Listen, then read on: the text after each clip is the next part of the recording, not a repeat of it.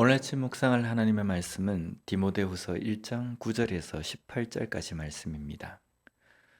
우리가 흔히 소명, 부르심이라는 표현을 교회에서 자주 사용합니다.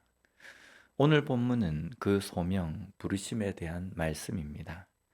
먼저 9절 말씀을 보면 하나님이 우리를 구원하사 거룩하신 소명으로 부르심은 우리의 행위대로 하심이 아니요 오직 자기의 뜻과 영원 전부터 그리스도 예수 안에서 우리에게 주신 은혜대로 하심이라.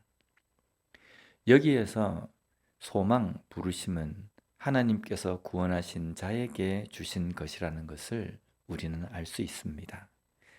그런데 이 부르심이 우리의 행위가 아니라고 말씀합니다. 이 땅에서 좀 똑똑하고 경험이 풍부한 사람들이 하나님의 일을 한다면 더 잘할 수 있을 것 같이 우리는 생각합니다. 그러나 하나님의 부르심의 기준은 그런 행위가 결코 아닙니다. 하나님의 부르심은 은혜입니다. 이 은혜에 대해서 첫 번째는 하나님의 뜻이라고 말씀합니다. 여기에 뜻은 프로데시스라는 단어인데 뜻은 계획, 목적이라는 뜻입니다. 우리가 흔히 내 뜻이라고 말할 때에는 내 마음대로라는 느낌이 많습니다. 그래서 하나님의 뜻이라고 해서 하나님 마음대로가 아닙니다.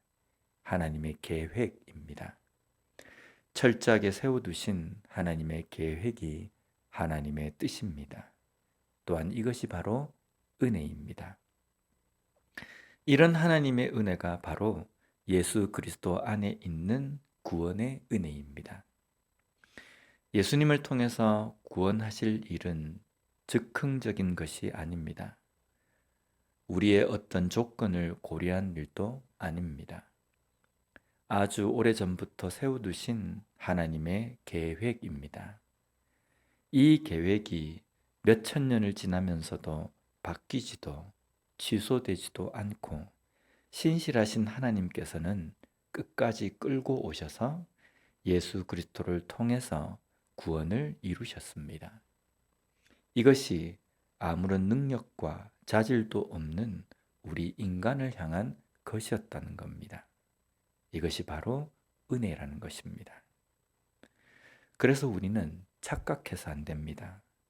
교만해서도 안 됩니다. 내가 뭔가 능력과 자질이 있어서 부르심을 받았다고 생각해서는 안 된다는 겁니다. 그리고 이 부르심에 대해서 다른 사람과 비교할 필요도 없습니다.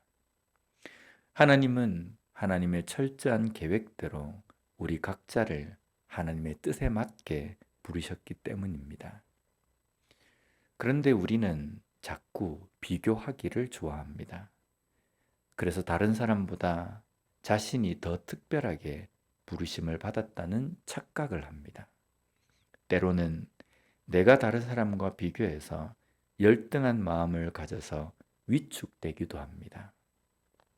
이것은 하나님의 부르심, 소명에 대해서 바로 아는 것이 결코 아닙니다. 교만하지도 비교해서 열등감을 가지지도 말아야 합니다. 하나님의 은혜로 나를 부르심에 감사하는 겁니다. 그렇다면 그런 부르심과 소명은 하나님의 어떤 목적인지, 어떤 뜻인지를 알아야 합니다. 오늘 본문 11절을 보면 내가 이 복음을 위하여 선포자와 사도와 교사로 세우심을 입었노라. 여기에 복음이 바로 구원이며 은혜입니다. 우리가 이 은혜를 입어서 하나님께 부르심을 받았는데 그 부르심의 목적이 바로 복음을 전하는 자로 부르심을 받았다는 것입니다. 받은 자로 우리는 세상에서 전하는 자로 살아야 한다는 겁니다. 그러나 이 전하는 일까지도 하나님은 우리의 능력과 자질로 하지 않고 하나님께서 성령으로 하도록 하십니다. 선포자로, 사도로, 교사로 부르심을 받은 사람도 있을 겁니다. 또 어떤 사람은 일상의 삶에서 전하는 자로 살도록 부르심을 받았습니다. 이것은 입으로 전하는 자가 아닙니다. 삶으로 전해야 합니다. 구원받은 자답게 살아가는 것입니다. 입으로 전하면서 삶은 전혀 다른 삶을 사는 것은 전하는 자가 아닙니다. 오늘 우리는 어떻게 이 복음을 전할 수 있습니까? 먼저는 복음의 은혜에 대해서 깊이 묵상하며 감사하는 마음이 되어야 합니다. 그리고 내가 만나는 사람, 내가 교제하는 사람, 나의 가족들과의 관계 속에서 구원받은 자, 그리스도인다움을 삶을 통해서 보여주는 것입니다. 이처럼 오늘 우리의 삶이 하나님께서 내게 부탁하신 것을 지키며 살아가는 진정으로 전하는 자로서의 삶을 살아가는 우리 모두가 되었으면 좋겠습니다. 기도하겠습니다. 하나님 아버지 감사합니다. 오늘 말씀을 통해서 전하는 자는 무엇을 어떻게 전하는 자인지를 깨닫게 해주시니 감사합니다.